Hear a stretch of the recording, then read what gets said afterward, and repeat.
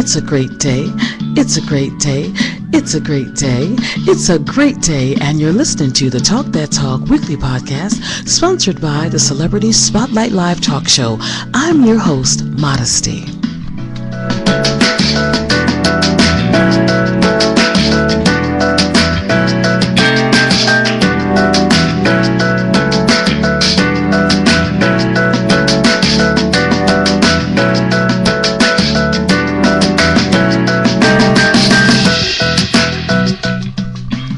Welcome, everybody, and thank you for joining me for another week of the Talk That Talk weekly podcast.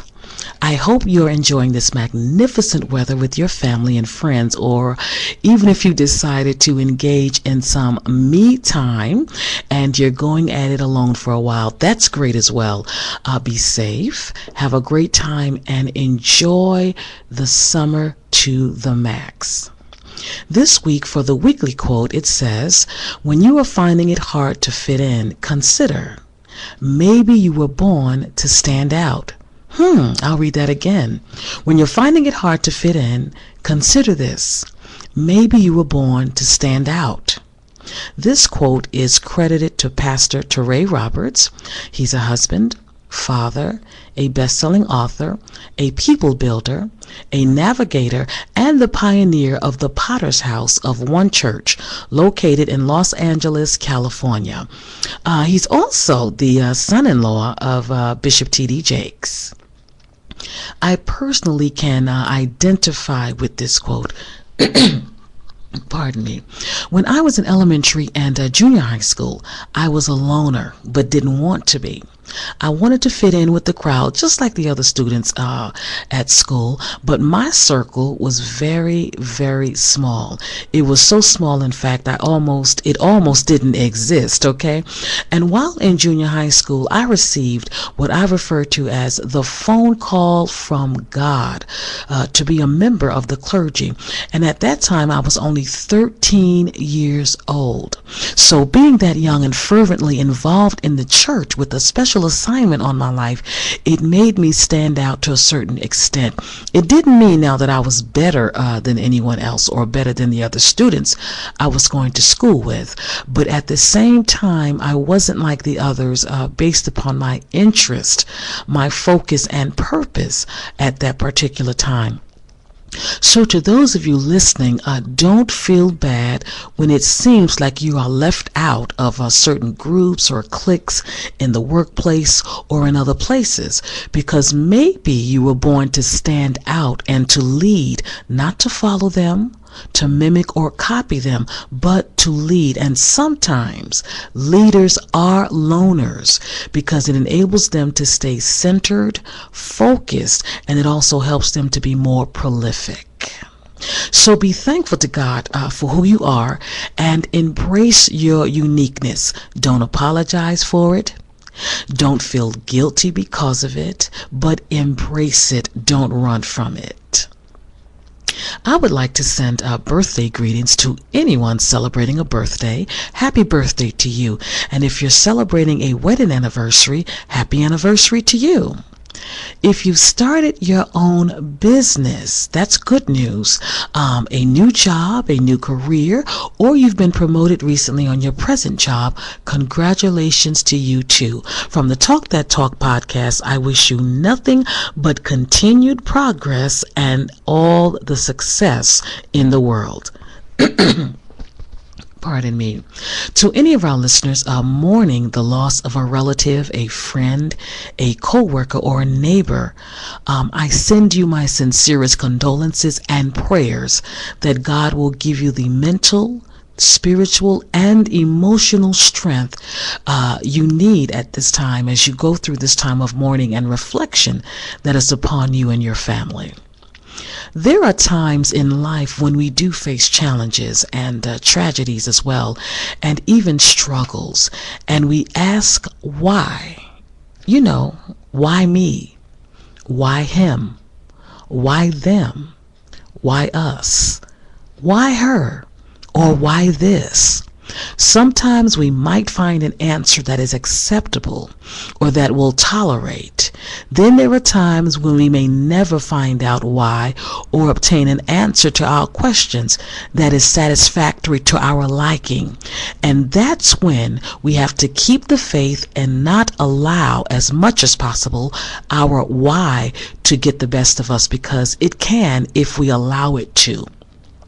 No matter what we may encounter in life, whether we find the answers or not to why, never get stuck on why, but ask God to walk with you through whatever you are experiencing, and He will. I've seen it many times in the lives of others, and more importantly, I'm a witness to God's strength and comfort myself. So I know what God can do, and what God has done for me, He can do for you as well. This week, I have some vital information for you with reference to the job market. So if you or a member of your family, or if you have a friend who's on the market for a job, or they're looking to change careers, or even if you just want to see what's available because you believe in keeping your options open, which is a good thing, I have a listing of employment agencies that offer temp and part-time, permanent and full-time opportunities within the New York area. So to receive that listing, just shoot me a quick email at celebrityspotlightlive@gmail.com. That email address again for the listing is celebrityspotlightlive@gmail.com, and put in the subject line the words job listings, and I will email the list to you at my earliest convenience. The Talk That Talk podcast is here for you, not only to inspire and motivate, but to inform you as well. Pardon. William Pollard, who is now deceased, but he was a physicist and an Episcopal priest from Tennessee. And on one occasion, he said that information is a source of learning, but unless it is organized, processed, and available to the right people in a format for decision making, it is a burden and not a benefit. And I certainly don't want to be a burden to anyone, but I want to benefit as many people as I can with the information that I provide. So now on to our topic for this week, which is a continuation from last week. This week I'm going to continue the Talk That Talk podcast subject, which is forever, quotes, marriage, and the waiting room, quotes, singleness and singlehood. What started off as a two-part discussion has now turned into a three-part discussion because I've decided to extend the topic for another week.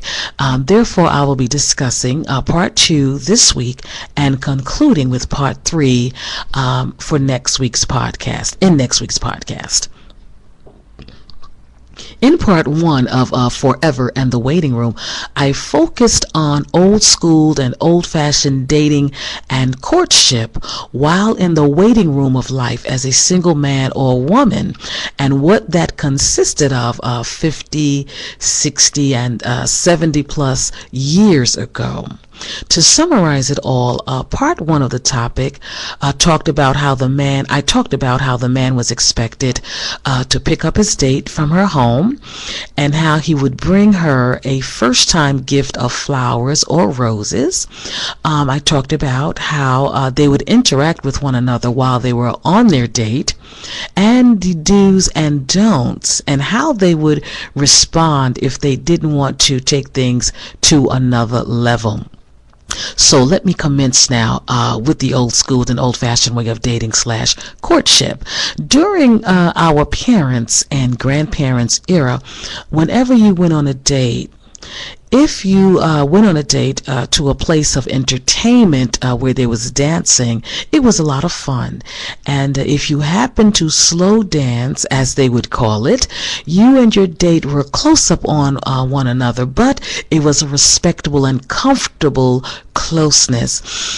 Unlike many things that we see or witness in our society today, and with reference to being engaged many moons ago, because of such a high esteem that was placed on marriage and the reverence for it, long engagements were not ideal or common. I would say between 1 and 2 years tops was the maximum amount of time in those days that men and women were engaged before they actually moved on to the marriage ceremony. Now, in today's society, engagement periods are sometimes much longer, and it's not frowned upon, but it's welcomed. So 5 years, 8 years, or 10 years of engagement during the 40s, 50s, and 60s was unfavorable and probably not heard of as much as it is in our society today. Now, there are also some old-fashioned and old-school stereotypes about wedding rings and marriage, and I want to briefly touch on that. But before I do, I want to define the word stereotype. Pardon me. A stereotype is simply a widely accepted and fixed idea about something or someone that is not necessarily true or factual, but it's based solely upon personal beliefs and assumptions. Okay, stereotype number 1. If the engagement ring is small, that must mean that the man who asked for your hand in marriage does not love you as much, because if he did, he would have given you a larger diamond or a more expensive engagement ring. So in other words, the larger the diamond ring, the greater the love. That was the old school thought, and some still think that today. Stereotype number 2. If a couple is engaged for a long period of time, something is wrong within the relationship. Stereotype number 3. Larger weddings are better than smaller weddings, and it means someone is probably rolling around in money, whereas a smaller wedding is an indication that the bride and groom didn't have the wherewithal to have a larger wedding. Now, all of the above stereotypes are not factual or true for everyone. Okay, I reiterate what a stereotype is. A stereotype is a widely accepted and fixed idea about something or someone that is not necessarily true or factual, but it's based solely upon a person's personal beliefs and their personal assumptions.